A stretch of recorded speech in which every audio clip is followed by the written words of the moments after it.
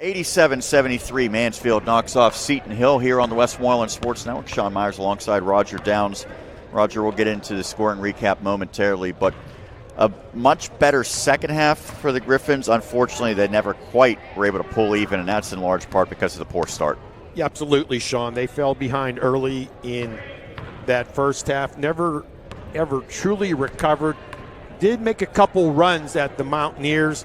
Mountaineers, to their credit, did not let that faze them. They responded accordingly, and I would like to think that the Mountaineers are going to do very, very well in the upcoming season. They have Mr. Outside in Tyler Moff.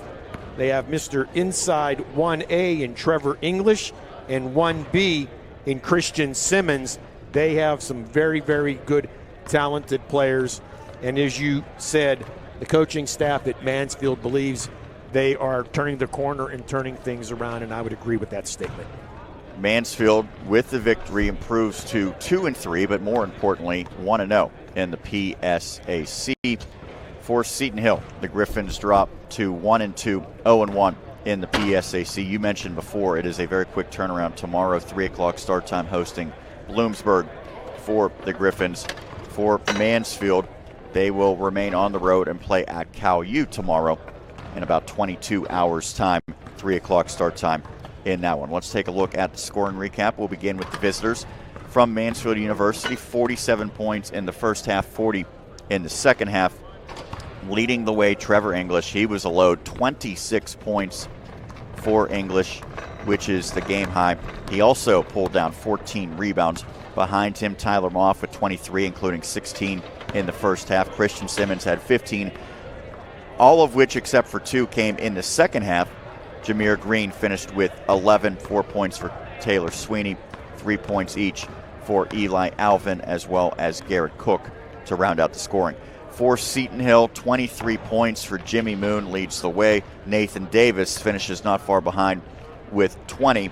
10 points for Drew Green. Those were the players at double figures for the Griffs. 7 points for Jaden Nelson off the bench.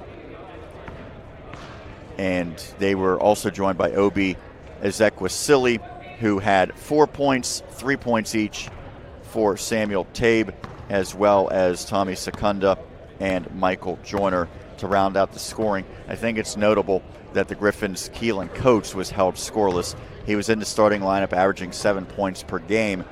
It's going to happen to players all throughout the year, but you figure Moon and Davis, they're going to do their part. They're going to need other players to step up. Without a doubt, they're going to need somebody else, because as the season progresses, I'm sure teams, as they're looking at Seton Hill, already had Nathan Davis zeroed in as one of the players they must stop this season, since he was basically the lone returning high scorer for the Griffins. And now Jimmy Moon, he is making a name for himself throughout the PSAC, as well as another freshman, Drew Green. And I think that Kendrick Saunders and his staff had a very, very fine recruiting season.